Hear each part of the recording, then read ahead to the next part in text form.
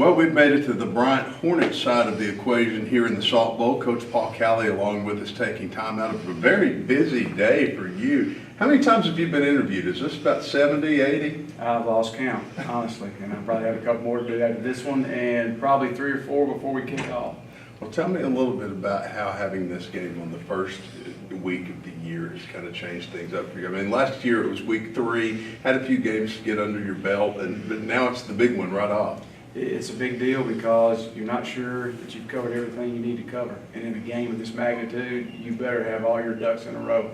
And we've gone over and over and over, and we keep coming back, and then we just thought of something just a minute ago that we haven't done that we've got to do before we go eat our pregame meal and get on the bus. Wow. I know that there's a lot of preparation that goes into doing what you do. Kind of talk about what you know about Benton so far. Well, first of all, let's talk about your team. Let's talk about the things that are standing out to you, the things that you're doing well and proud of going into tonight. We've got a really talented senior class. Pretty much every one of them contribute in some way or another. And 5 or 6 of them will go on to play college football. You know, that's always a plus. They lead by example. Not a lot of vocal leaders, they just get on the field and get it done. I've been proud of that. And proud of the fact that, you know, they never complain about anything. They come to work every day. They want to be the best that they can be. And just fortunate to have a group like that. Okay, what do you know about Benton so far? What's really kind of scaring you when you look at that game film? They've added some players. You know, offensively, I know that they feel like they can throw the ball very well. Running back, they added a running back, and a receiver in Harris that can also play quarterback, plays just about anywhere. So they're going to be loaded with threats on offense. You know, not having Tariq back there eases my mind a little bit because he got them out of a lot of jams. But I know that the guys surrounding the quarterback now can play. And defensively, Coach Harris does a great job. Of course, being from Gurdon, you don't expect anything less than a great job. Right. But he's brought a lot of life to the defense, and the scheme is very tough. It's feast or famine for them, and I'm hoping we can control the line of scrimmage, limit their penetration, somehow have the ability to get on the edge because, you know, they're bringing a lot of pressure outside most of the time.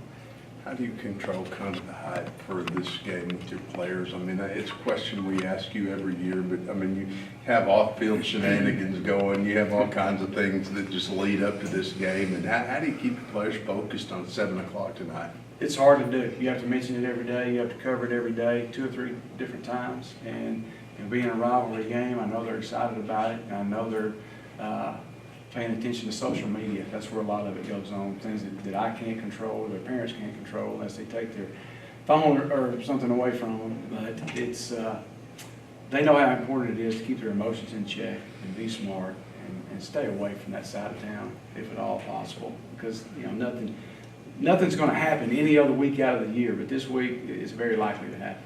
I'm going to have a big old Bryant roster in front of me tonight calling names, and who are some of the ones I'm going to call the most? Offensively, be Brandon Warner, Gunnar Burks, Rashawn Hunter, Colin Boyle, Savante Turner, Paul Tierney. Defensively, hopefully you're calling every one of them's name.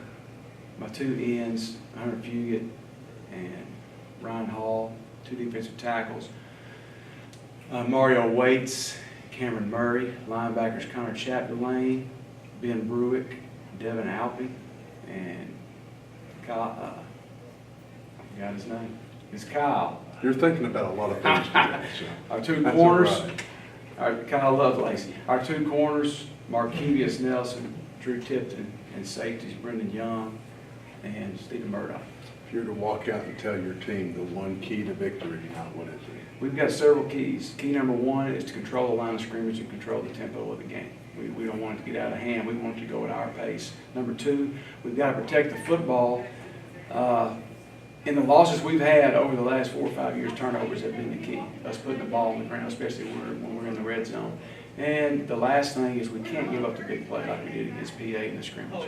I don't expect Benton to go as fast as PA did. Of course, you know, the fatigue forced us into some of those errors, but we can't allow the big play. Injuries, how you looking there?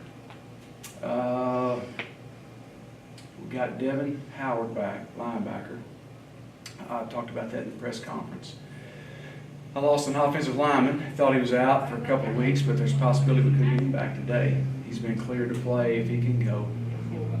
Jalen Jones, another one of our safeties that I projected to be the starter, has had a knee problem, but he got cleared yesterday. So it looks like we're ready to go. Coach, looking forward to seeing you tonight. Thanks a lot. All right. That's Coach Paul Calley on the Bryant Hornet Coaches Show.